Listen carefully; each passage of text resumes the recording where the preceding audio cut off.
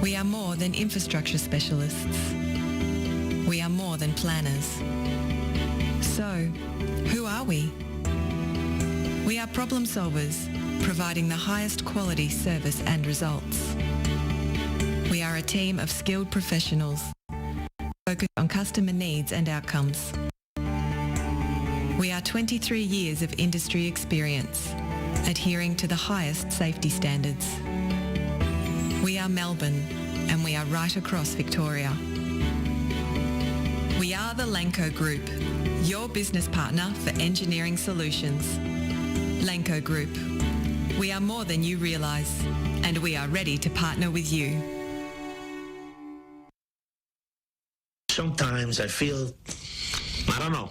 Buona giornata, buona serata, buona giornata. There's not really time to relax and take an espresso for Juventus. You thought I forgot about you, didn't you? You thought I forgot about you, didn't you? Attaccare! Attaccare! Almost forgot to turn the mics on. It goes to show how sleep deprived I am, Josh. But welcome to the Euro Show here on FNR Football Nation Radio. Nick Debano and Josh Parrish here in the studio on a Monday night. Josh, it's been a massive weekend of football, not only in Australia, but all around the world, especially in Europe. How are you feeling, mate? Attaccare. That's the motto of the weekend in Serie A. And it's no wonder you're sleep deprived, Nick Debano, because there was way too much good football to watch, way too many highlights to mainline in preparation for this show. But just goals, and more goals. Verona 4, Venezia 3, Spezia 2, Sassuolo 2. Fiorentina 3, Bologna 2, and most importantly, Napoli 2, Atalanta 3, which has big implications for the title race over in Italy. Over in Germany, though, they're more concerned about the referees, or at least Jude Bellingham is, but we'll get to that a bit later. Absolutely. I mean, Jude teeing off. Hey, Jude, don't make it bad. Just anyways, take a deep breath. Yes. I think you definitely had to, because I think can't continue that because otherwise we'll get sued by EMI. So. I mean, we're not playing it, so you can't sing it either. That's definitely another issue in itself. But, I mean, for Jude Bellingham, we'll get to it later, he's definitely going to have a big, hefty fine potentially coming in the mail very, very soon. I don't think that the Bundesliga officials will be looking down upon that they'll be frowning upon that, because that's not necessarily the way to go about it. And then obviously you have Jose Mourinho on the other side of things, and we'll start in Serie A, who basically told journalists, I'm not answering your questions because our job is harder, and that's why we get paid more than you. So that's why there's going to be a lot of journalists, and I'm talking to my friends over in Italy, all the Italian journalists out there.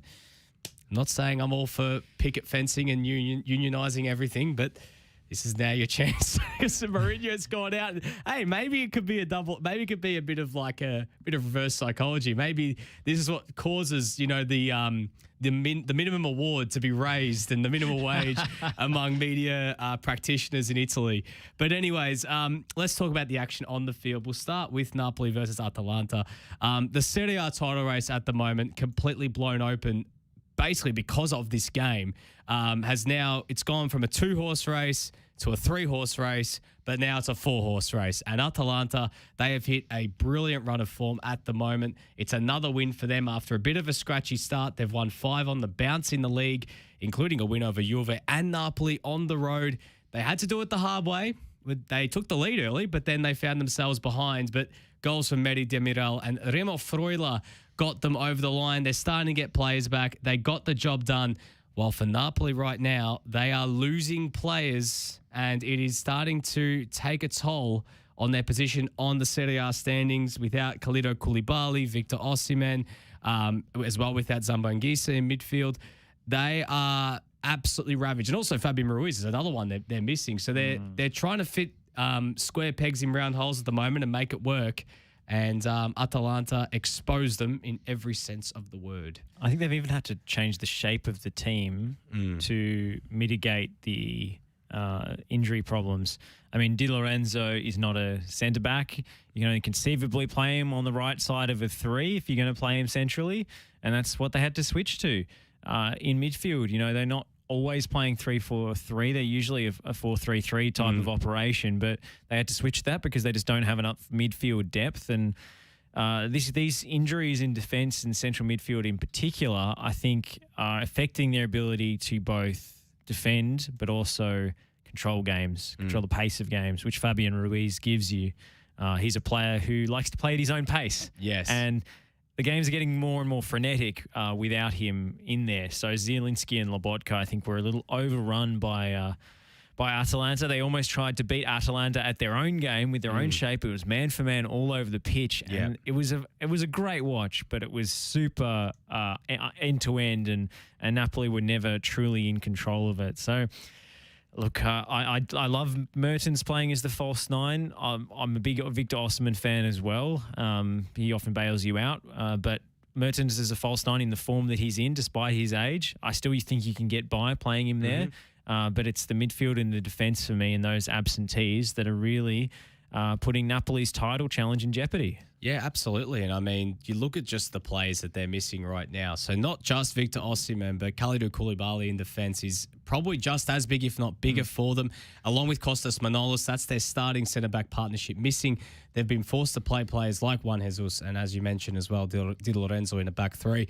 But as well, missing Zamba Anguissa in midfield, who has been brilliant for them just as that sort of screener, box-to-box midfielder. I can't take him seriously. Anyone associated with that Fulham team that got relegated, I feel like they're just kind of meme footballers. But to be honest, he's flourished in Serie A, and he's really started to take his career to the levels I think we all expected it to be when he went to Fulham. And, you know, as you said, we don't really talk about that Fulham team because they were woeful.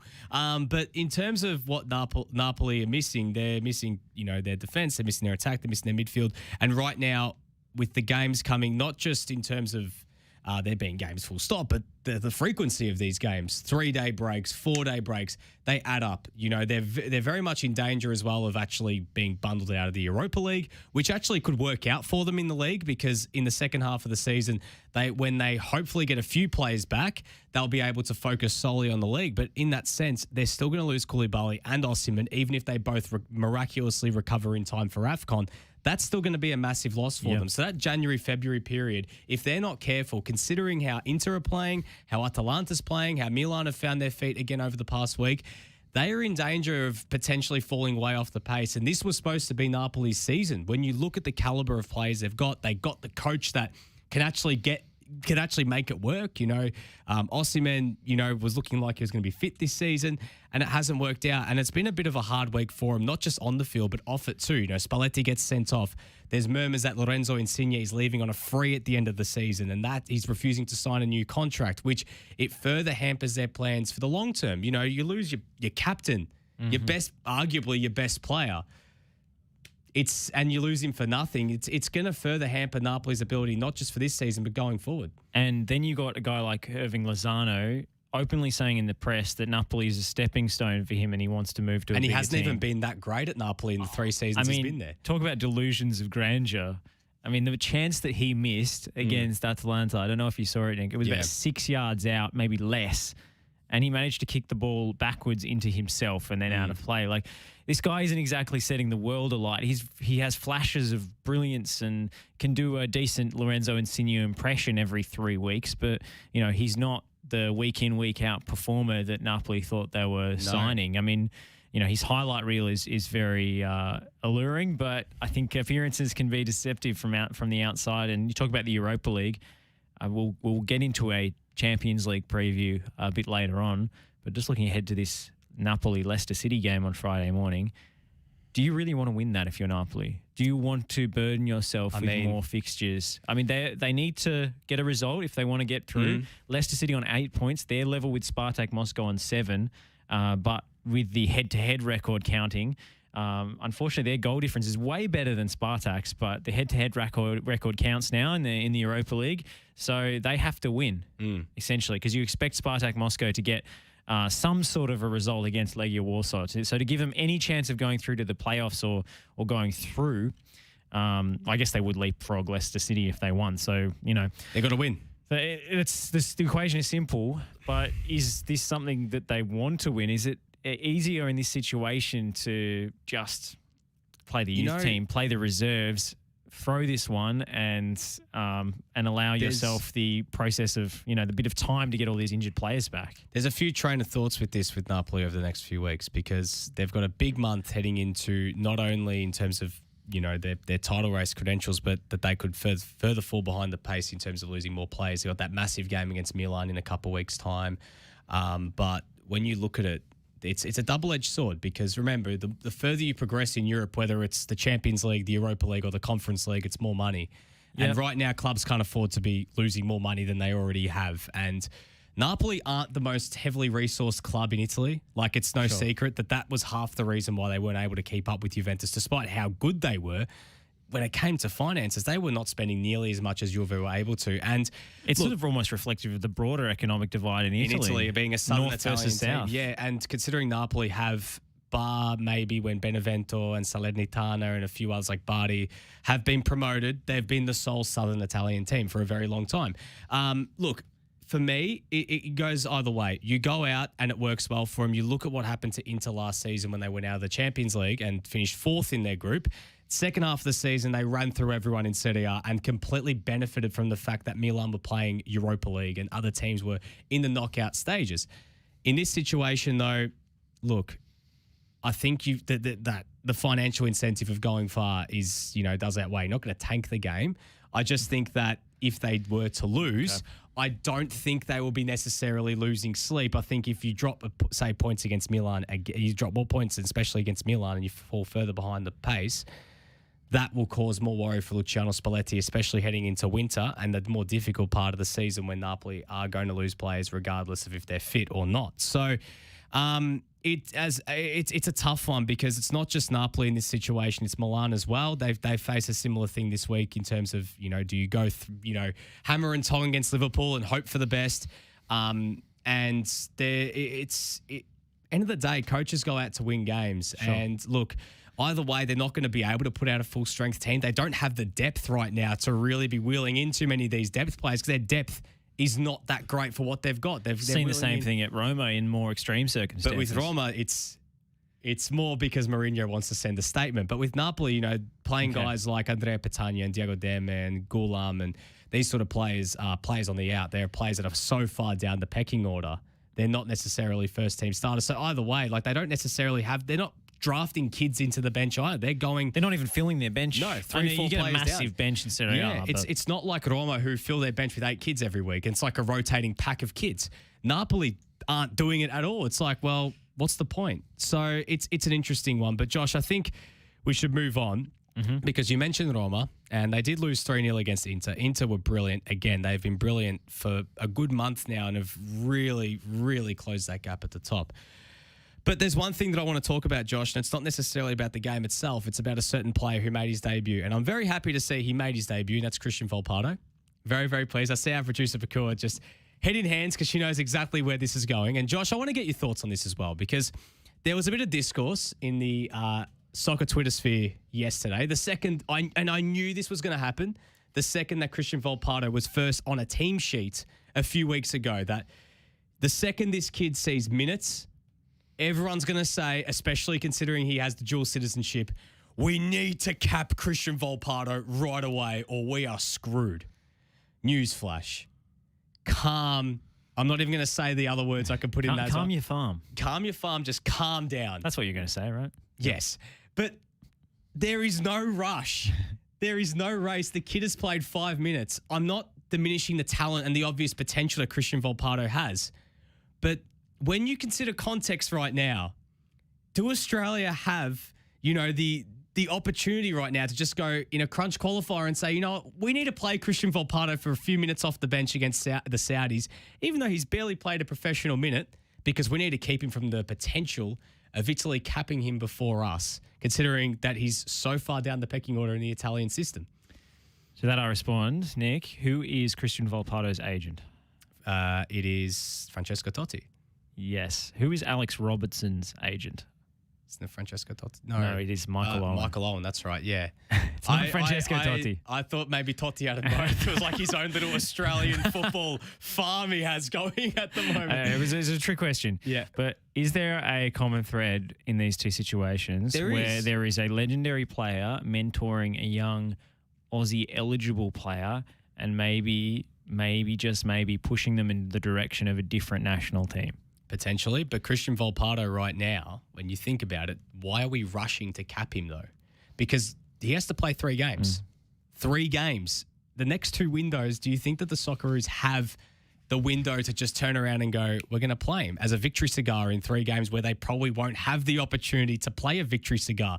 People are saying, but if he's not able to play in that situation against Oman and Vietnam, we have big problems. Newsflash, you've been living under a massive rock. We do have big problems. The Socceroos have big problems. Like, I don't know how clear it has to be said. Like, the Socceroos have massive problems beyond Cristian Volpato playing or not. The thing is, we are so scared of our own shadows here. If the kid wants to play for the Socceroos, he will play for the Socceroos. If he doesn't, then you know what? And it's Daniel Arzani's situation all over again. But the difference here is Volpato has barely kicked the ball in anger at senior football, at that level in senior football.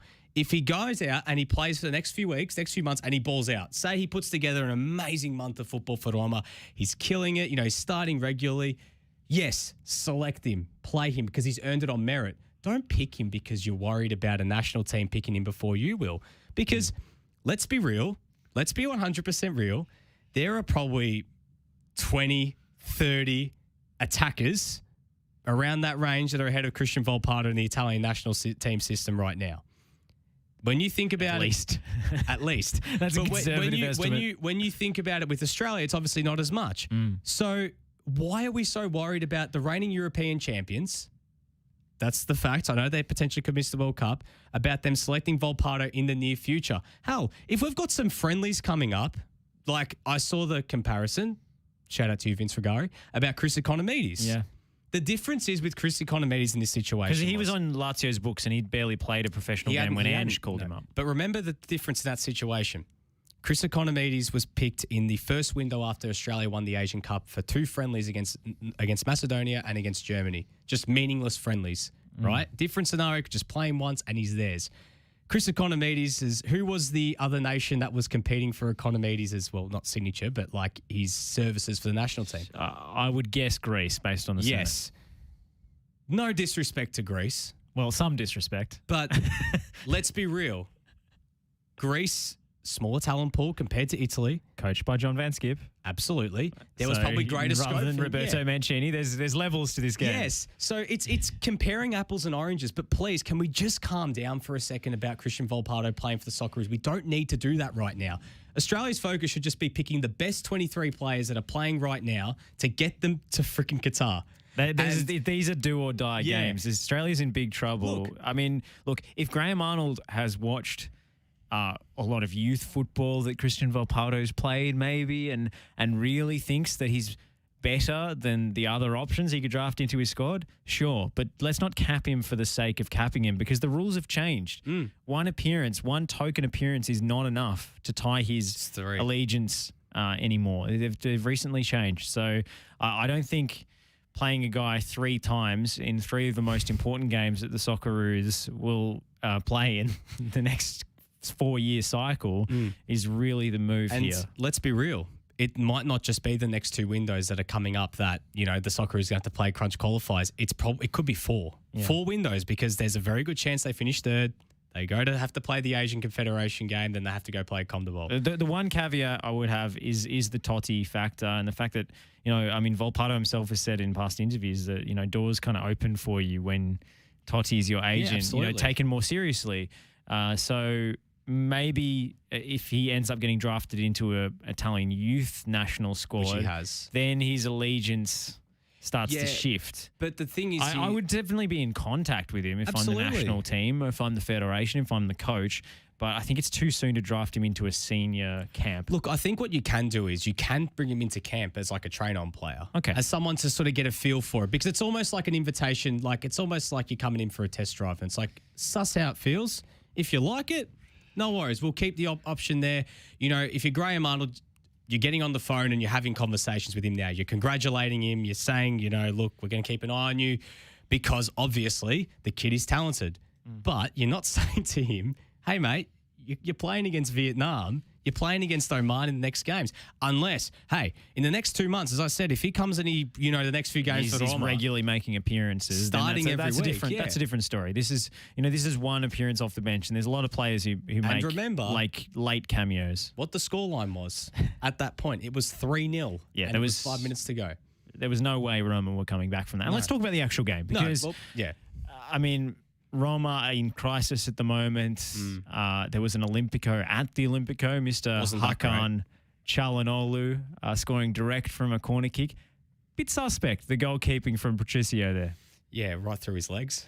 Bit of luck. It wasn't like Cuadrados. You don't think he intended that? You don't think he put the dip on the ball, the Magnus effect? There's one thing you got to remember about Hakan Çalhanoğlu is that I think that half the stuff sometimes he does, and it felt like that sometimes at Milan, is just almost like a hit and hope. And if it came off, great. If it didn't, then that's just Hakan. His celebration made out like he meant it.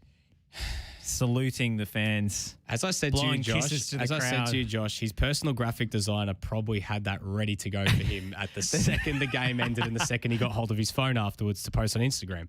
But in terms of the game, look, Inter right now are playing on another level. They're right now the form team in Serie A. Did Roma really play Roger Ibanez as a right wing back? They did, and I can't think of a central defender more ill suited to playing as a wing back. So they had Matias Vigna. This formation here is not right. They had Vigna out on one side and Ibanez on the other, and they had Veretout, Mkhitaryan, and Cristante in midfield. But they just got overrun, and that's what happens when you look at these two lineups. I know they didn't have Tammy Abraham, but that probably would. I'm sorry, Pakua, but that probably wouldn't have changed a hell of a lot. At the end of the day, Roma's got big issues in midfield and defence, as we've spoken at length about. They are 4 centre backs in one side. That's some Tony Pulis areas from Jose Mourinho. Richard Garcia as well. But you look at it in terms of how Inter play right now, and there's one man that just doesn't get enough credit, and it's Marcelo Brozovic to all this. And the fact that Inter could lose him for free would be an absolute disaster. I know they lost Lukaku, I know they lost Hakimi, but if Brozovic left, they don't have a player like that can, that you can just call upon, whether they're in the squad or in world football, full stop. I think Brozovic is one of the most underrated, if not the most underrated player in world football. The way he makes everyone better around him and his work rate and everything else is so important to the way Inter play. But right now... He does everything. Yeah. He does a bit of everything. He's not a specialist in midfield. He's an all-rounder. Yeah. And, he can receive the ball in so many different scenarios and keep a hold of it and progress it. He's incredible defensively. You have to be quite a player to make up for the shortfalls of Çalhanoğlu and Barella, who are two much more specific limited players in those two other midfield roles. But has the demise of Inter been greatly overstated? Well, I think so. I think that, I'm guilty of this. I think that a lot of us thought losing Lukaku, losing Hakimi would have been... Losing Conte. Conte as well, of course. The biggest one of the lot.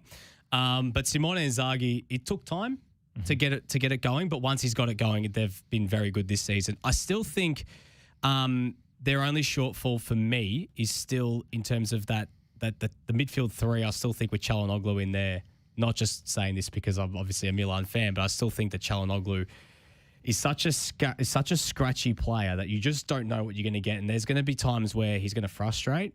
And there's going to be times where Inter might need to look for an upgrade in there. But the other thing that as well is going to keep working against Inter's favour is until they get new owners, they're going to be in this situation every single transfer window where they're going to have to sell to stay afloat. I know Lautaro Martinez signed a new deal, but right now Lautaro Martinez isn't even starting for Inter right now. I think Lautaro Martinez is one of the best strikers in Serie A, one of the best strikers in South America. But I think with the form of Joaquin Correa and Edin Dzeko, and considering that he hasn't had a great season, you have to be asking the questions in this situation. Is Lautaro Martinez someone that we can actually afford to potentially move on and use that money to sprinkle into positions of need? Because they do need better midfield depth. Their midfield depth for me, bar Stefano Sensi, is not good enough. Arturo Vidal is getting on. The drop-off with Roberto Gagliardini and Matias Vecino in the starting lineup is too great. And I get a sense that Inter, at the end of the day, the least of their problems is up front. And they can cover that, no issues whatsoever. They can go and get someone for no problems if they want to go and get another striker. Hell, they've even still got Alexis Sanchez on their books. But if Lautaro Martinez gets the big offer, if the Godfather offer does come from a Premier League side or from La Liga, you'd have to really consider it, considering Inter's financial situation at the moment. But if they're able to keep this squad together through January, through till the future, they're always going to be up there. And I've got to give Simone Inzaghi a lot of credit, because even at Lazio, he had copped a lot of flack, but he did a really good job with them. And you're seeing the difference under him and Maurizio Sarri at Lazio as well. They're a very unstable team under Sarri, not compatible for the way that they played under Inzaghi, going from a back three to a back four. The players just don't suit that system. They haven't got a six that can play the Jorginho role, the Mezzala. So they've got issues there. But anyways, Inter, fantastic. Roma, big issues. In terms of how long does Mourinho last? How long before they pull the trigger on him? I mean, you look at the table right now. They're 7th, and they're still they're falling off the pace for top 4. I think that they'll give him. I think they'll give him January. I think they'll give him January. I think they'll give him at least a bit of time to potentially sign some players in January. But I think if it gets to around that March, April, and the results are starting to wane, I wouldn't be surprised if Roma pulls the trigger. If it's not during the season, definitely at the end of it.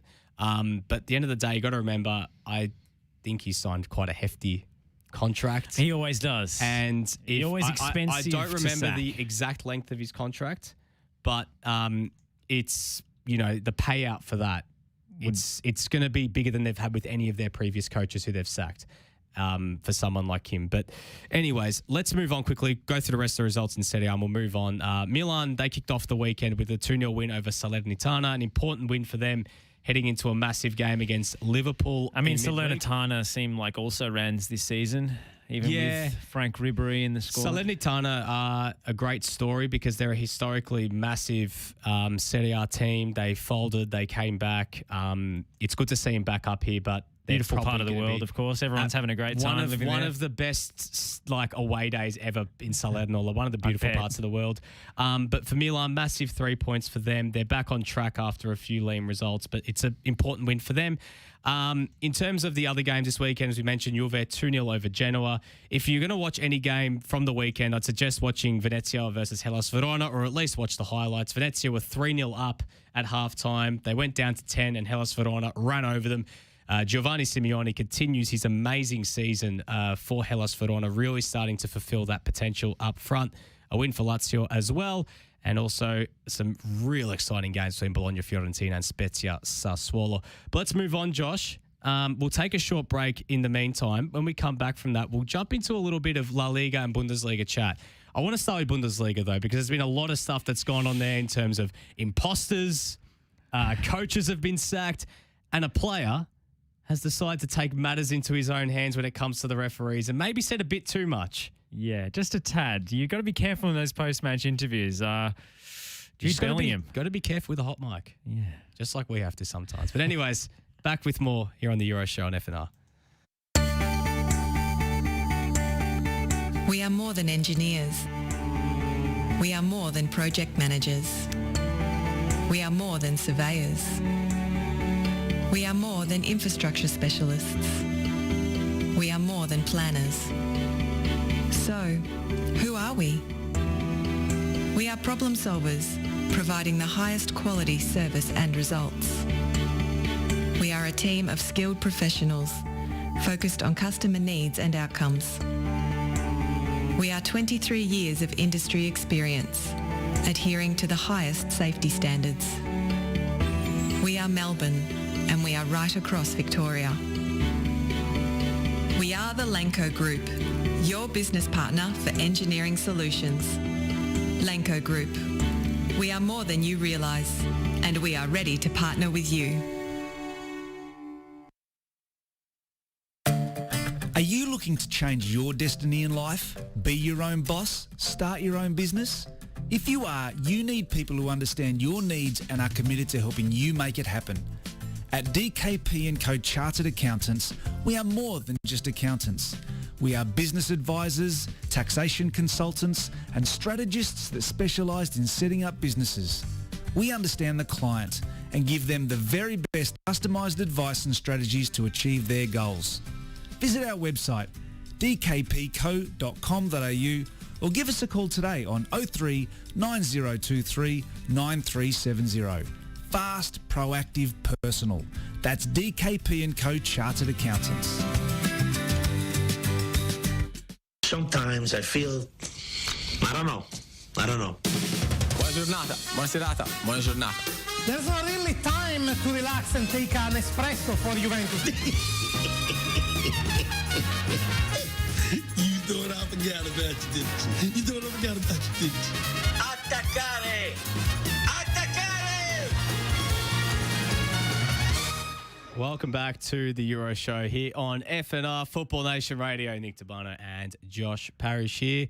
I always smile when I hear that intro. It's such a good intro. Got to give credit to Lockie Flanagan. Props to Lockie for that. This isn't even the finished product. There were more things that were going to be added to it, but we actually ran out of time last week because this was like it got to about 5:20 last week. And we had the disaster of the first week with our watermarked, depressing Euro trash that, won I've got to say, shout out to Buds for fuck's sake. He loved it. You didn't. So we had to ditch it. And Lockie goes, "Oh, Nick, you got an intro." I'm like, "No, I don't. But I've got an idea." It was very ambitious. And I thought, okay, you know me in the group chats. I love my reaction videos. I love your Sopranos memes. Yep. And I just got together the ultimate collation of great memes with the meme track itself from the great Dave Davutovic. If you haven't seen it, head over to Joey Lynch's Twitter page because he posted another meme made by Lockie of Dancing Duva, which featured heavily in the Optus Sport Euros coverage. It's a deep well of memes. But I think the most important thing to say is that Sopranos is all about organised crime and anger, which really fits well with the theme of Italian football that the show often does. What is Italian football if not organised crime and anger? Yeah, but the organised crime stuff, that's only with some teams starting with J, ending with S. But anyways, speaking of potentially libelous things, let's talk about Jude Bellingham. Yeah, look, Jude Bellingham, he was on the wrong side of history. I guess he said some things that weren't necessarily... I don't know about wrong side of history. He spoke his mind, and I'm okay with people speaking their mind. It's always a good thing. We speak our minds here at FNR, and we say what's on our mind. But there's sometimes when you're in a situation like Jude Bellingham was, you sometimes need to tone it down a little bit and just don't put yourself in a situation where you can get fined. If you missed it, here's what Jude Bellingham had to say after Borussia Dortmund's 3-2 loss against Bayern Munich on the weekend. Well, for me it wasn't, he's not even looking at the ball and he's fighting to get it and it hits him. I don't even think he's looking at the ball, but, you can look at a lot of the decisions in the game. You give a referee that's, match fixed before the biggest game in Germany. What do you expect? What do you expect? I'm not sure about the quality of the audio there in their post-match interviews in Germany. Maybe put the generator a little further from the microphones, guys. But anyway, wow. Wow. It's not exactly, Tim Donahue, NBA stuff. No. This guy apparently in 2005, so 16 years ago. So Jude Bellingham's done his research pre-game. Yeah, his supposed research. I'm amazed. It took me quite a long time to find out what he was referring to. The referee, whose name is Zvaya, accepted a €300 bribe from a Zwei Bundesliga, second division referee to influence proceedings in favour of German minnows Wuppertaler SV. 3 other officials pleaded guilty to their actions and have since served severe punishment for it. So, wow. €300, that's a cheap bribe. That's a lot of money. When you think about it, for me, it's a lot of money. I wouldn't accept it. No way. No chance. How much would it take for you to totally compromise your professional principles, Nick? It's would it be unbelievable. more than €300, surely? 100%. To be honest, you probably couldn't put a figure on it. But I said I couldn't put a figure on it. The answer we were looking for was no figure. I said you couldn't put a figure on it because there's no figure. It's the same thing. Josh, I'm sleep deprived, all right? Anyways. You were really thinking deeply about that. How much would I take? No. It's like, the Simpsons episode. It's like you can have the new washer or dryer. Here's your bribe. The new washer or dryer or what's in this box? The mystery box. Yeah. The box. In this situation, look, Jude Bellingham, I think, said a little bit too much. You got Jose Mourinho, who says, if I speak, I'm in trouble. I prefer not to speak. And sometimes if you do speak, you are in trouble. Yep. And with Jude Bellingham, he said too much. Look, there's a history, but you don't say that stuff. You keep your mouth shut because you say it, you're going to get yourself in hot water, and Jude Bellingham's done that. Um, Well, I mean, I don't know if anything is potentially libelous because it's a fact that this guy was found guilty. yeah, of well, this. if it's fact, So great, but- maybe Jude Bellingham is right. He shouldn't be getting the biggest game in Germany. No, he probably shouldn't. But at the same time, though, like you can't say that. Just straight You'll get fined by the league yeah, for like sure. you know, you just like I know that in some situations, like of course you've just lost against your biggest rivals in a massive game. You I think they were up as well and they fell behind.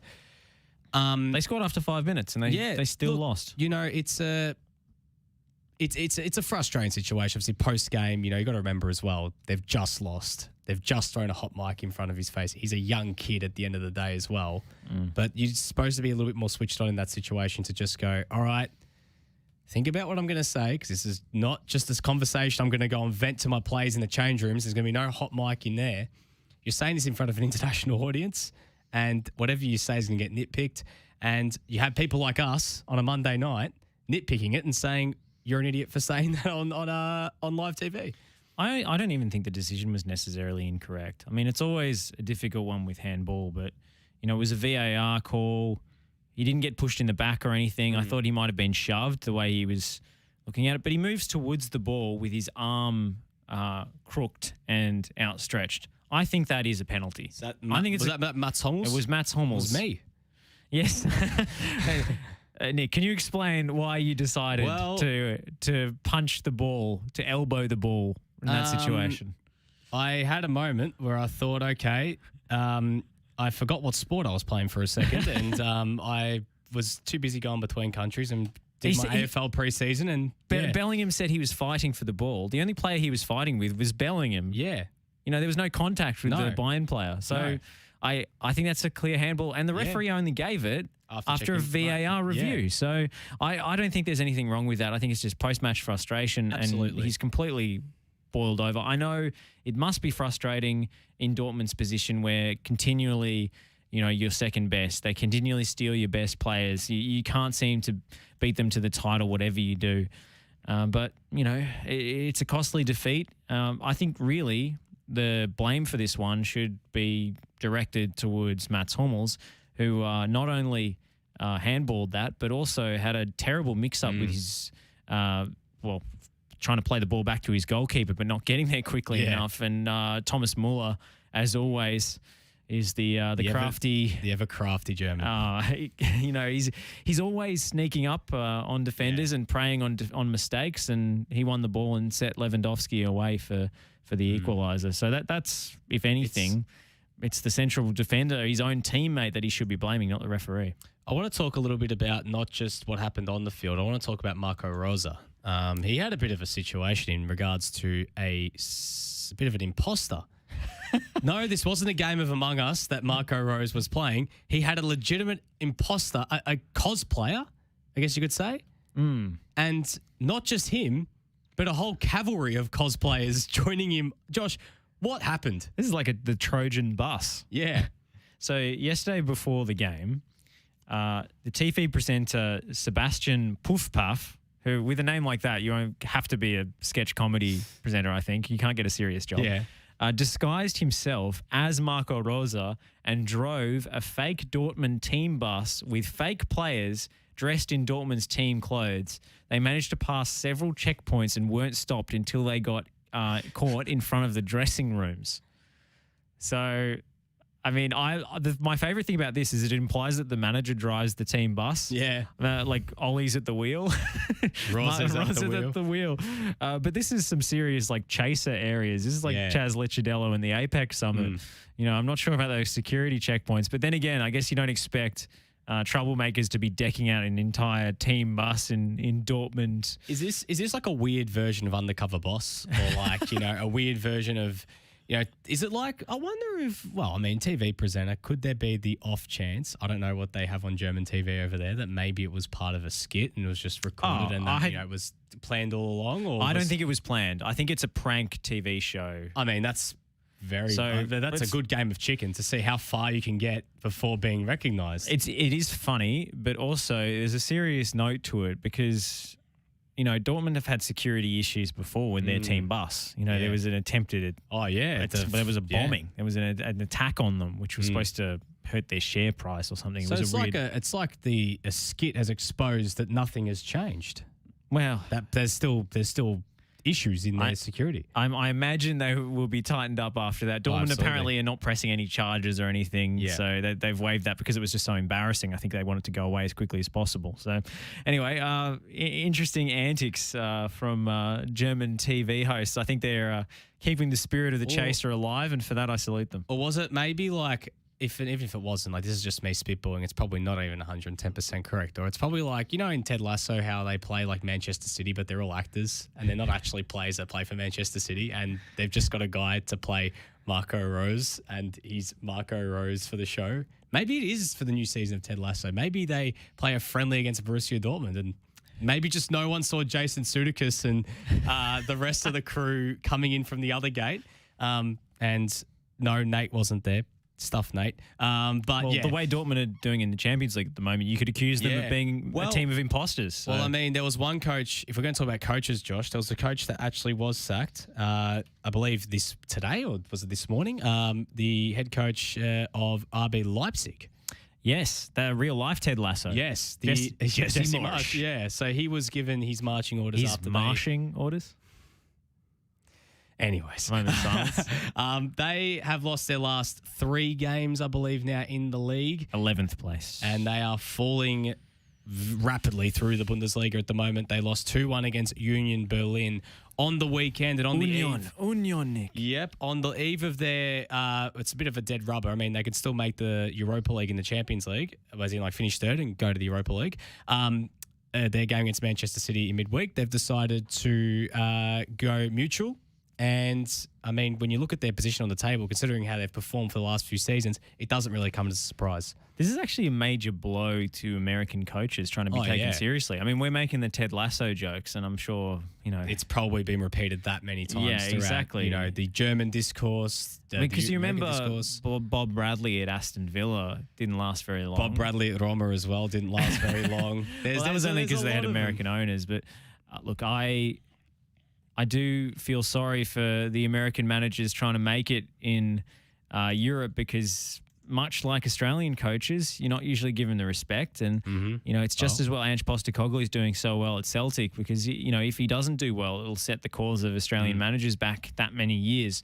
And I think the same can be said for Jesse Marsh, unfortunately. Well, it's a shame because he did a really good job at Red Bull Salzburg before he took over Red Bull Leipzig, keeping it in the family. And also was the coach of New York Red Bull. So he really is the where's he going next in the Red Bull family? Do you think he gets sent back to New York and he has to do it all over again? He gets relegated? Potentially. I don't know how the Red Bulls are going in the MLS, but that's maybe a good little case study for us to keep an eye on. But it is a shame. I mean, you do feel sorry for him in the sense that, you know, there probably now will be that overlying sort of, I wouldn't call it a stigma, well, a bit of a stigma around coaches that are coming from outside of Europe, especially from the Western countries such as America and Australia, etc.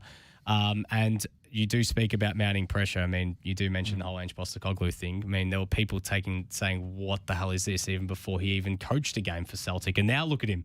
You know, he's laughing in all their faces and he's on a roll right now. But, I mean, when you consider, as we said, Leipzig's performances over the past few weeks, and it really doesn't come as a surprise. But his win-loss record before that was sensational. You know, a 68% win record at Red Bull Salzburg. That's no joke, period. even in Austria. Yeah, and you know, won half his games for 49% win record at the Red Bulls New York Red Bulls. And obviously at Leipzig it just didn't work out for him. But I'm sure we'll see him surface again. Maybe he'll take a step down and go to maybe a lower sort of Bundesliga club, or maybe he might go to a different league. I'm sure he's still got a future in this game. It's just a shame how it's panned out for him. Yeah, no good. Let's talk about La Liga before we go to a break, Nick. Real Madrid extending their advantage at the top of the table with a 2-0 win over Real Sociedad. Yep. A number of fans went along to that live screening in Hughesdale, in Melbourne, courtesy of La Liga and Glenn Rolls. Hope that went really well. Look, Real Madrid look to be cruising this season. I mean, it's a very competitive season, but the thing that gets me is Atletico Madrid. How have they invested so heavily in their squad and got worse? I mean, look who their coach is. I got to give Diego Simeone Bakura, I'm not a hater. Our producer Bakura's calling me a hater, apparently. But anyways, I respect what Diego Simeone's done at Atleti from taking them from where they were to now. But at the end of the day, you need to eventually take the handbrake off. Like, you've been playing this way for such a long time. I just think that they're getting worked out all of a sudden. They've invested so heavily in so much talent, so many great creative players. When if you do take that handbrake off, they could be as good as anyone in world football. But right now, they're falling. And they're into fourth now. Real Betis have jumped them. They're in danger of falling out of the top four with Real Sociedad and Rayo Vallecano in sixth. Can you believe that? Rayo Vallecano in sixth that are breathing right down their necks. Falcao's Rayo Vallecano. Yes, I did forget about that actually. But it is a bit of a fall for them. Real Madrid are cruising this year, Josh. They're 8 points clear of Sevilla. It would take a miracle, I reckon, for them to lose the title from here. Like, going bold here. I just don't see Sevilla or Real Betis catching them.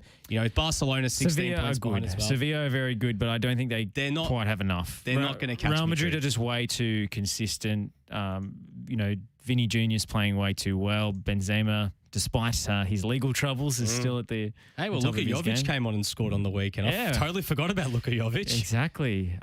Look, I take your point about Diego Simeone. He still isn't giving João Felix, who should be, I believe, the centerpiece of this squad, enough minutes. And, you know, it's still the same formation. It's still the two banks of four. It's still two up top. You know, very narrow. Luis Suarez is a year older, of course, not as good as he used to be.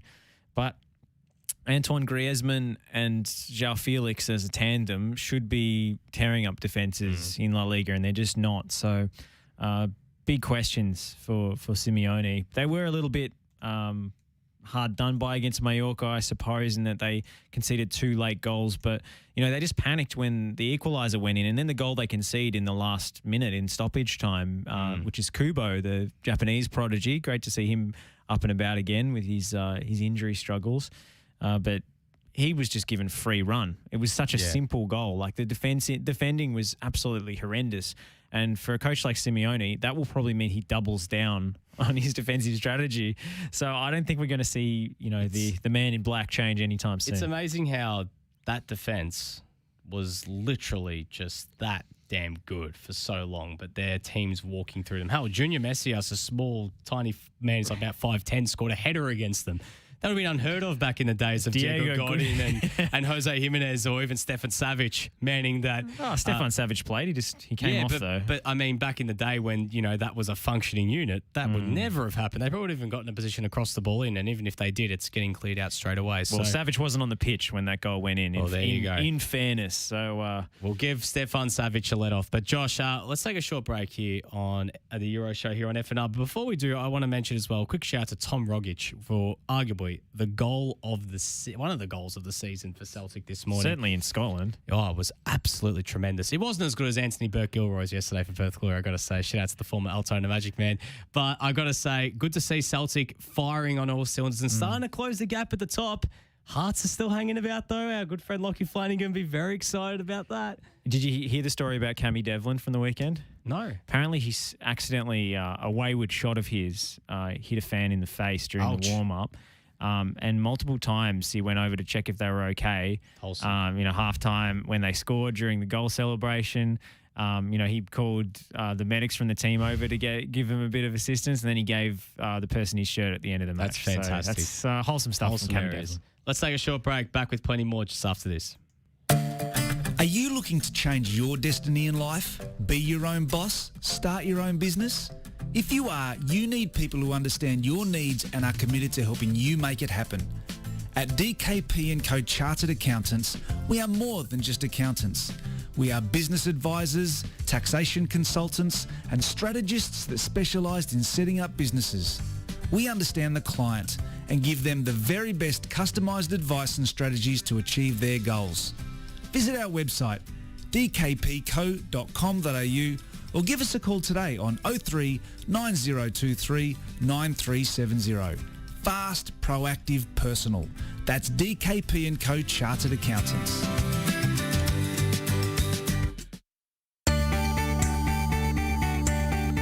We are more than engineers.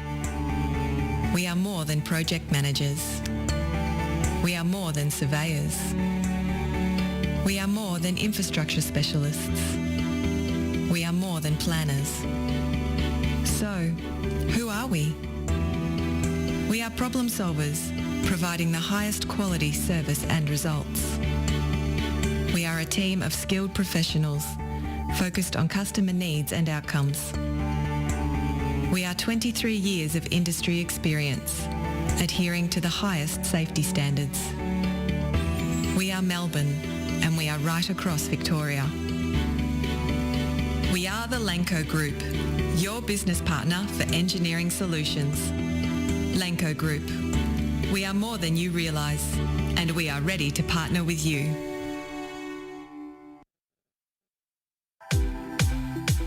Maloney takes, and it's in!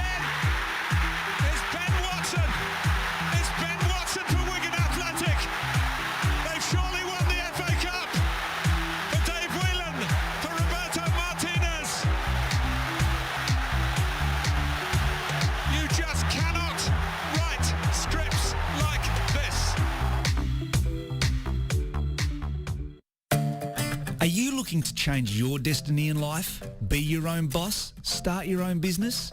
If you are, you need people who understand your needs and are committed to helping you make it happen. At DKP & Co Chartered Accountants, we are more than just accountants.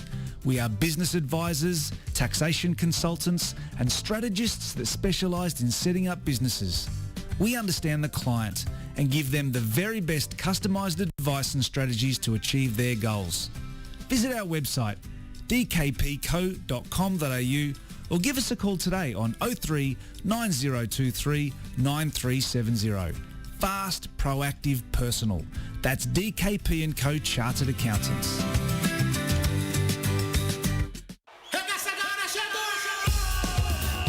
Ronaldinho gathers speed, past Ramos.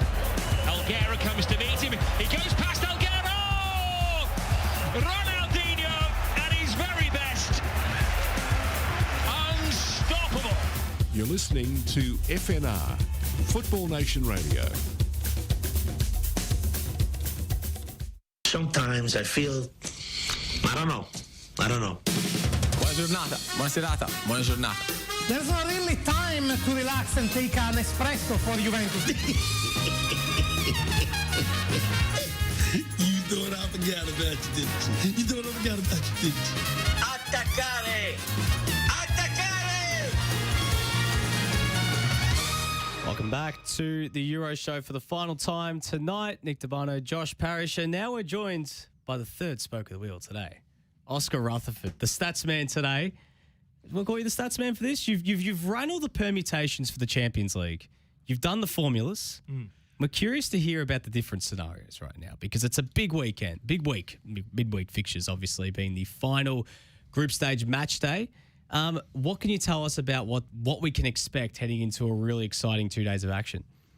Yeah, I mean, as you say, lots of exciting games to look forward to across the different groups, particularly on a Thursday morning as opposed to Wednesday, because Wednesday really it's just the Group B. It's Milan, Atletico and Porto battling it out. Obviously still a lot to do there. You know better than anyone about that, Nick. Milan with the challenge of beating Liverpool at San Siro. And, you know, it's fairly... Well, my theme that I've identified across these groups, because I've identified a theme, I've gone above and beyond. Oh, yes. Is that the ball is in the Portuguese team's courts. Wow, okay. The ball is in Porto's court, straight up. If they win, they're through. Simple as they like it.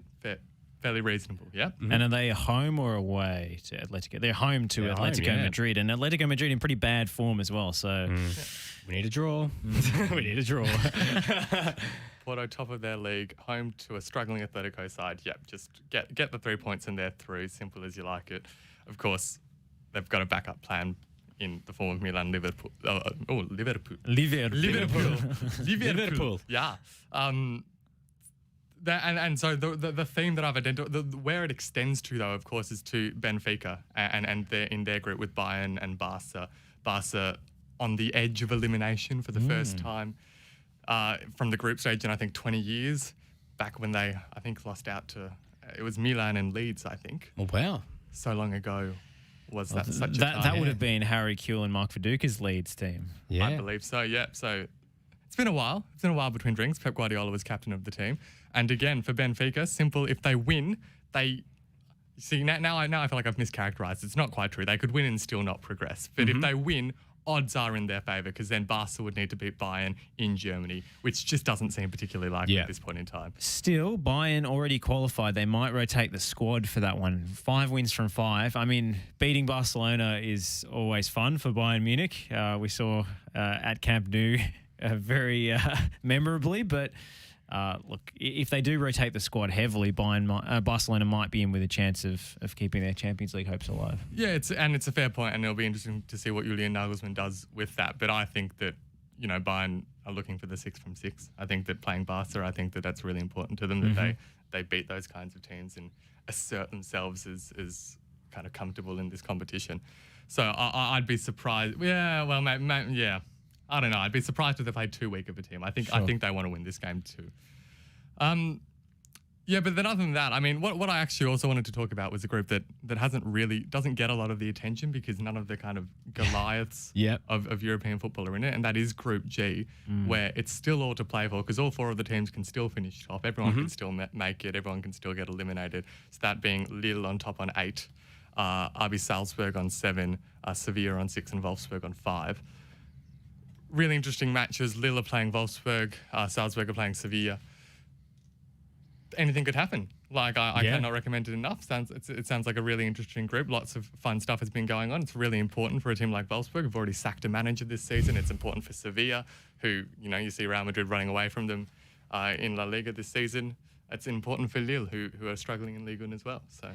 Yeah, and if Papu Gomez is involved in any capacity, I'm suddenly interested. So, I mean, that Sevilla side is good to watch. I'd really like it if they got through. They've been unlucky, I think, a few draws that they should have turned into wins. They should be top of this group based on performances, I would argue. Yeah, no, I agree. I mean, Sevilla are a very fun team, but that's a Lille.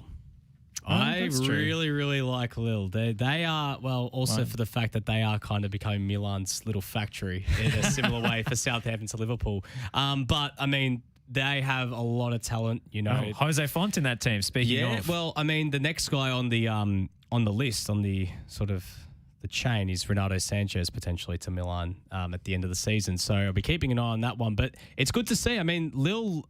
They are playing quite... I mean, they've been actually... No, they're nowhere near it in the League One this year. I mean, I'm thinking still of last season when they were just flying. But it's amazing how you get those situations sometimes, teams struggling in the league but playing better in the Champions League. Look at Juventus, for example. I mean, they've been barred that disappointing performance against Chelsea at Stamford Bridge. They've been so much better in the Champions League than they have been in domestic football. So wouldn't it be something if Lille, who are 11th in League One at the moment, were able to win this group? But I'll be definitely keeping an eye on that one on Thursday morning. And the other name from Lille that we haven't mentioned is Jonathan David, the Canadian the striker. Canadian forward, yep. Struggled quite a lot last season, took a while to hit his straps, but he's been absolutely killing it in Ligue 1 this season. So he's totally one to keep an eye on, and whether that's from a Milan perspective or everyone else. I think everyone. But, I think Fiorentina have been linked with him recently. Could that signal Dusan Vlahovic's departure? I think it's the plan. It's the succession plan. Because also as well, Insert they're going to get Succession theme from HBO here.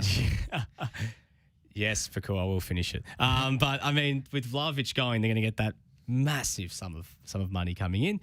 David, that's coming straight for, I reckon, to Lille to get him across. In terms of some of the other games, just to quickly run through, I mean, the other big one as well is in Group F.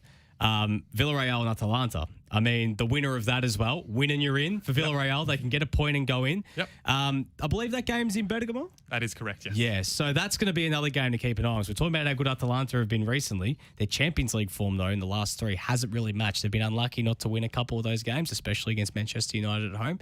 But it's going to be interesting to see that one on Thursday as well. And I think it's really important for Unai Emery as well because Villarreal aren't having a good time in the league at all. So their Champions League run, I think, is really important for them. Whilst for Atalanta, they're still well and truly in the Serie A title race. So was it a barn burner of a game last time they played each other as well? 2-2 in Spain. And Francis Coquelin got a red card. They were just trading goals backwards and forwards. Atalanta was ahead, 2 goals from Villarreal, and then Gosens equalised. I don't think Unai Emery is going to want the game to get as stretched as it did. As chaotic, yeah. In the first match day. So I would suspect he'll try and keep things tight. Obviously, Atalanta needing a win will be going all guns blazing, all out attack, the only way Gasperini really knows how to play. Yeah. I think for me, though, if we're going to pick games we're all looking forward to, this is going to be a cracker. I mean, if we're going to talk about that Milan-Liverpool game, there is a lot on the line in this one. San Siro, Matchday 6. Remember the first game back at Anfield in Matchday 1 where Milan hit them with the 1-2 punch before half-time when they should have probably been down by 3 or 4 and took the lead. Liverpool ended up winning in the second half. They were too good on the day. But this is an interesting one because Liverpool are in this situation right now, similar to Bayern Munich, where they've won every game. They're comfortably clear of everyone else, but they are a team, knowing Jurgen Klopp, he probably won't go full hammer and tong heavy 11 players in, 11 players out. But if we had a look at what they did against Porto at Anfield, there will be some rotation. I'd expect to see Kanate play this one. Yeah. Probably Minamino will probably play. I can imagine, 3 or 4 changes? I think so. I wouldn't be surprised if Alex Oxlade-Chamberlain starts, maybe Divock Origi as well. I think this is going to be a really interesting game because, as we spoke about, with Milan, similar situation to Napoli, do you go all out and you think about what's coming with the Serie A title race and losing players in January to AFCON? I think that Milan will give themselves every chance to win this, but unfortunately for them, as you did mention, it's out of their control. They need to hope for something to happen in Porto, but it's amazing how they've been able to stay in it. I mean, they were minutes away from elimination against Atleti, and then out of all players, Junior Messias is the hero. So this is going to be a really fun game. I mean, San Siro is going to be pumping. I think they've already sold out all. I think that they're at 75% capacity, so it'll probably be about 60,000 seats full to the brim at the San Siro, and we know those magical San Siro nights in the past. I think it's time to recapture that energy and that emotion. And the thought of it for me is quite exciting. Milan beating Liverpool at the San Siro and booking their place in the next round. I couldn't think of anything better. It's a shame that we're not knocking Liverpool actually out. Rubbing your hands. Oscar, do you have a prediction for this group? I tend to think that Milan will win, but Porto will also win and consign them to the Europa League. Which is even worse than finishing fourth. A fate worse than death. I prefer the much less dramatic form, which is that Liverpool at least get a draw and then Porto don't win either. It's 2 draws and then Could you imagine that? Porto scrape draw? home. Do you imagine something like, boring. Porto's up 1-0, Milan's up 1-0, and then Porto, cop an equaliser, but then Milan cop an equaliser in the last. I think my heart will fall out of its chest. I think it will literally be like that Simpsons episode where Bart literally gets his heart wrenched out of his chest. But that's sport. That's sport for you. So that's what happens. So I think I want, speaking of The Simpsons, a Nick heart health cam that morning just to with like Homer, when Homer gets fired. Yeah, and look, to be honest, I will be at work that morning, and I'm going to have that up on the not on the big telly, but on the laptop. And I tell you what, if Milan are able to somehow get through, considering they didn't have a single point from their first 3 games, only 1 point going into that game at the Wanda Metropolitano. It's an amazing turnaround. And it's an amazing turnaround for Milan, who, a club of their stature, just putting it bluntly, they belong in the round of 16 of the UEFA Champions League. Can I ask you one thing? What has happened to your boy De Zerbi at Shakhtar Donetsk? They are bottom of the group behind Sheriff, 1 point from 5 games. To be honest, you linked him with the Manchester United job a couple of weeks ago. I'm telling you, just the magic hasn't rubbed off just yet. But hey, give it time. I mean, look, this group has been very weird. Let's put it bluntly. This has been a strange group. Like Sheriff beat Madrid at the start. I would suggest KGB involvement in this one. Because Sheriff is owned by a former KGB agent. That's all I was saying. I mean, now my sudden, excitement for Sheriff throughout this group stage has started to wane very quickly. But Shakhtar, I mean, look, they haven't had it going their own way. I believe in the league. I'm just going to double check this. They are absolutely equal top. They've only lost once. But again, it's this weird thing. As we said, there are teams in the league that are doing terribly, but are doing well in the Champions League. We've got these teams that are doing so well in the league, but it's not translating. I don't know what's going on there. And I wonder how that affects how they play. Like, if you've got everything kind of riding on this, if you're a Lille, if you're an Atletico, if you're one of these teams, then does that give you that extra something? There's too much riding on this. But also as well, like, I think the one thing you got to remember is if Shakhtar's eggs are in the basket of winning the league this season in Ukraine, then changing things up a bit, aren't they? Yeah, maybe for them, Champions League isn't a priority. They know they'll just qualify again next year. I mean, for them, they're probably fist pumping, thinking, "Yay, we can win this game, but we don't have to go to the Europa League." How good is that? He's found a way to make De Zerbi look all right again, hasn't he? I'll tell you what, though. Do you honest opinion? I think he's De Zerbi's agent. Probably. It was part of the plaid. Shakhtar plaid. Do you guys think, honestly, am I nuts in thinking that finishing third in the Champions League group stage is literally like being consigned to purgatory? It's literally been stuck. Yeah, it is purgatory. You're stuck in limbo. It's like we don't want to be in the Europa League, but we have to do it ananyway. What if you're Sevilla? I think everyone else hopes Sevilla don't finish third. I mean, if you're in the Europa League and you actually have ambitions of winning it, oh my God, say Sevilla, you are like, uh-oh. Here we go again. Deja vu. It'd be the same if Shakhtar Donetsk went to the Europa League because they're always in the latter stages of that too. They're probably just like, stuff it. I want to just play club football, man. I don't want to go around. I think this used to be the case, but now that the Conference League exists, which is even more. that is obscurity. That is Azkaban. I think the Europa League is, limos and Learjets compared to the Conference League. The Conference League is Azkaban or Siberia. It's very Spursy. Oh, it's deeply Spursy. Do you guys think that Tottenham are like they made it for Tottenham to make them feel better? Because the European Super League fell through? You know what? I reckon they made it specifically for the two North London teams, for Tottenham and for Arsenal, to be excited about something, just to give them a little bit. You're playing in Europe, but you're playing in the Conference League. Yeah.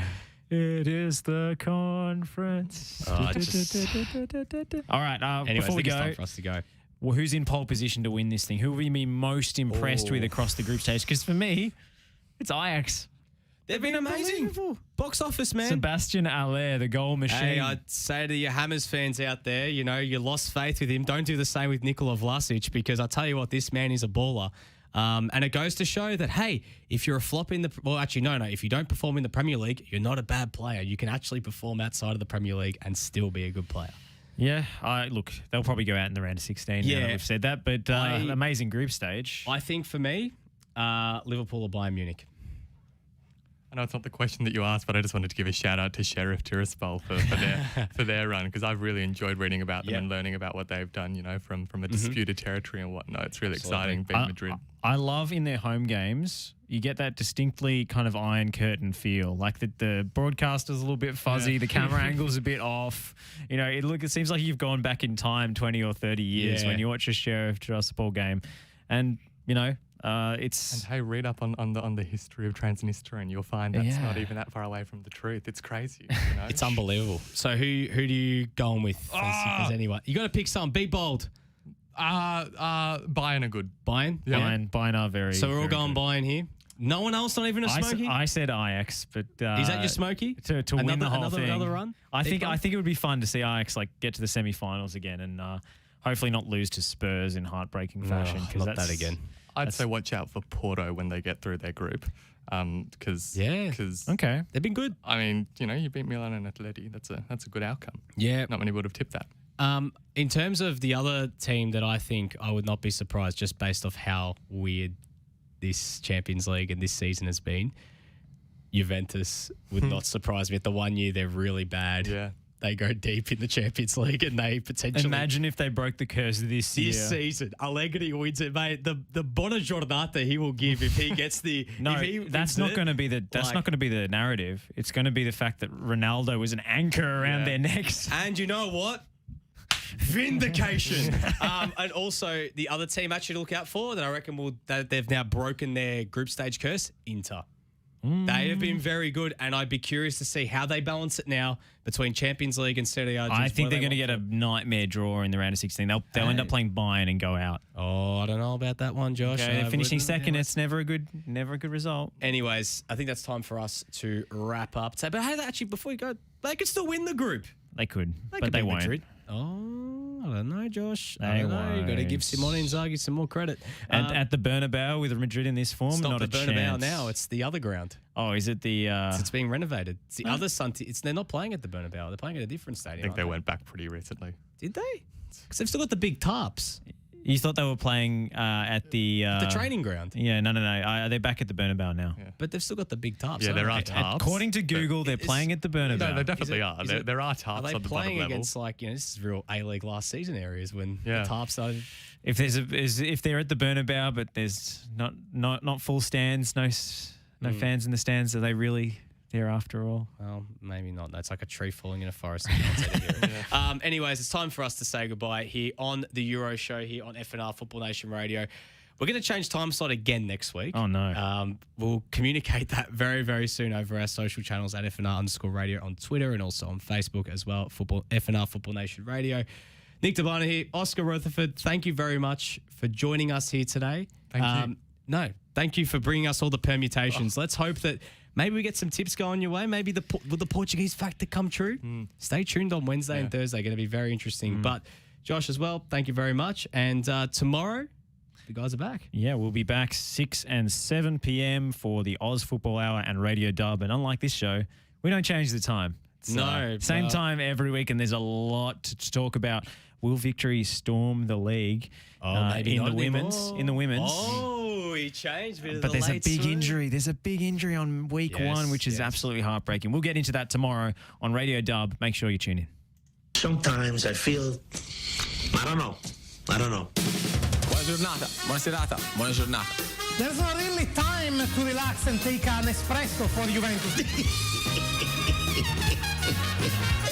You thought I forgot about you, didn't you? You thought I forgot about you, didn't you? Attaccare! Attaccare!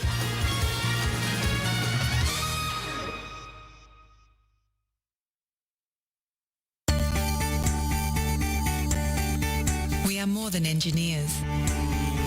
We are more than project managers. We are more than surveyors. We are more than infrastructure specialists. We are more than planners. So, who are we? We are problem solvers, providing the highest quality service and results. We are a team of skilled professionals, focused on customer needs and outcomes. We are 23 years of industry experience, adhering to the highest safety standards. We are Melbourne, and we are right across Victoria. We are the Lanco Group, your business partner for engineering solutions. Lanco Group. We are more than you realise, and we are ready to partner with you.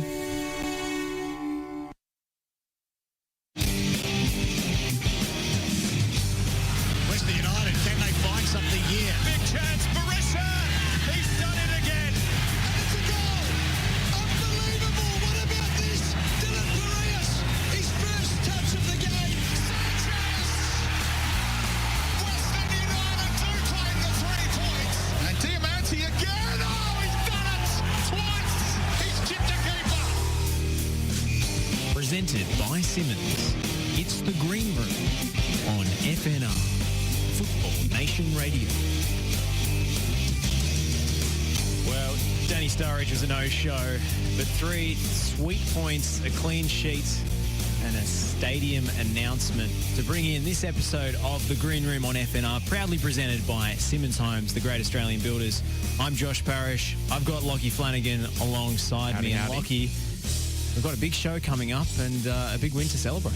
It is. Well, it's been a bit of a dreary day here in Melbourne, but I'm sure that out at Leakes Road, the clouds have parted, the sun is shining, the rabbits are frolicking, there's a little rainbow over the top because we do have confirmation of the first soil being turned over at Leakes Road, start of the Wyndham City Stadium precinct, and we're going to be able to chat about that. Of course, the games you mentioned, and then 2 very big guests, 2 players, 1 current and 1 former. Joining us very, very shortly will be Lockie Wales. We'll have plenty of questions for him after he was involved in picking up Western United's first 3 points of the season.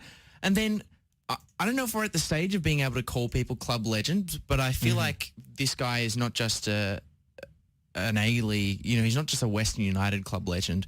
I think he's just a league legend at this point. But after Lockie Wales, we'll have Andrew Durante as well, who is currently, he's like the Carmen Sandiego of retired A-League men's players, currently on this sojourn through the outskirts of Australia. So what we need to answer, where in the world is Andrew Durante? Well, I think it's a well-deserved break after absolutely. 360-odd A-League appearances, the record 15 appearance seasons? holder. Yeah. So, I mean, he's had a long old career. He has been through the wars in that career as well. I mean, a long time ago, he was actually caught by a stray bullet while playing in a match. So he's got a lot of stories to tell. I'm keen to dig into some of them and to his time at Western United as an inaugural player, as a captain, and, of course, his upcoming off-field role with the club and what that will entail. Yeah. Super exciting stuff. Should we start with the game, though? Yeah, let's talk about the game just briefly. A 1-0 win off the bench. Our green room guest, Dylan Wenzel-Halls from episode 2. Does it have to be the week after a guest comes on to call it the green room effect? I feel like the halo effect can extend to 2 weeks. That way, if Ben Garuccio scores next week, we can claim it as well. So if Ben Garuccio is scoring against his former club this weekend, then we can officially green room effect TM. Yeah, exactly. Because some people listen to the podcast late. Yeah, no, true. Good point. Okay. So we're off to a good start then. The halo effect is happening. And, stout defensive performance. It was a slog against the Perth Glory team who benched most of their star attacking options or even left them out of the squad and set up with a bank of 5 and a bank of 4. Yeah. They made the going very tough, did Perth Glory, but eventually Western United did find the breakthrough courtesy of Dylan Wenzel-Halls. But I think the most pleasing thing in this game was the defensive performance. Once again, obviously, they, had started with the traditional back four, the one that played last week, and did very well against Melbourne Victor as well. Let's not forget, just conceded from one set piece.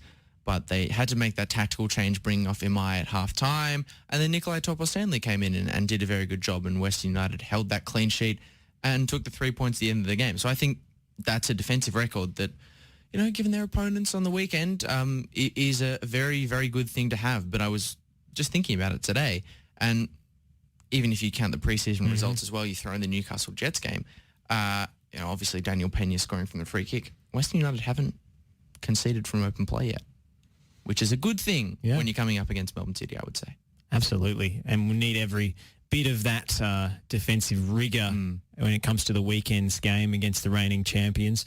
But you mentioned the tactical change. Apparently, Tomoki Imai is completely fine. It was just John Aloisi wanted a left footer. I was worried. I went out the minute I saw it. I grabbed Nick Hughes. I'm like, is Tomoki Imai, is he okay? I need to know if the Mocky Monster is okay. Mocky Monster is all good. Don't stress. Okay. I'm not sure I am allowed to be on nickname basis with him, but I'm going to continue to push it regardless. I think it might be only Ryan Scott that calls him that, by the way. More people should call him that. I'm gonna back in Ryan Scott and say more people should call him that if they don't already. But I grabbed Nick Hughes. He's all good. No injury for Tomoki Imai. It was just a tactical thing, so he is good to go. And already that competition for places in the centre back spot is heating up because NTS did a good job as well. Yeah, speaking of A-League legends, and played nice passes out from the back with that left foot on the left-hand side, and the goal ends up coming up the left flank. So has to be said, inspired change by John Aloisi. We'll go to a short break because we've got Lachie Wales waiting for us on the other side, and I don't want to build him up too much, but we've got a lot to expect from Lachie Wales as green room talent because we're told he's a bit of a larrikin when it comes to the training sessions. Plenty of questions for Lachie. Absolutely. Let's get into that here on the Green Room on FNR, proudly presented by Simmons Homes. Are you looking to change your destiny in life? Be your own boss? Start your own business? If you are, you need people who understand your needs and are committed to helping you make it happen. At DKP & Co Chartered Accountants, we are more than just accountants.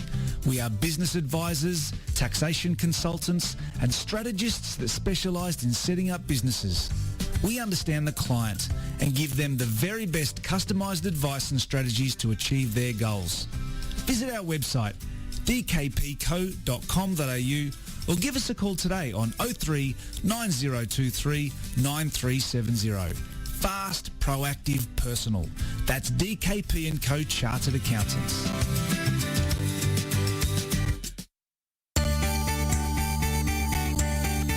We are more than engineers. We are more than project managers. We are more than surveyors. We are more than infrastructure specialists. We are more than planners. So, who are we? We are problem solvers, providing the highest quality service and results. We are a team of skilled professionals, focused on customer needs and outcomes. We are 23 years of industry experience, adhering to the highest safety standards. We are Melbourne, and we are right across Victoria.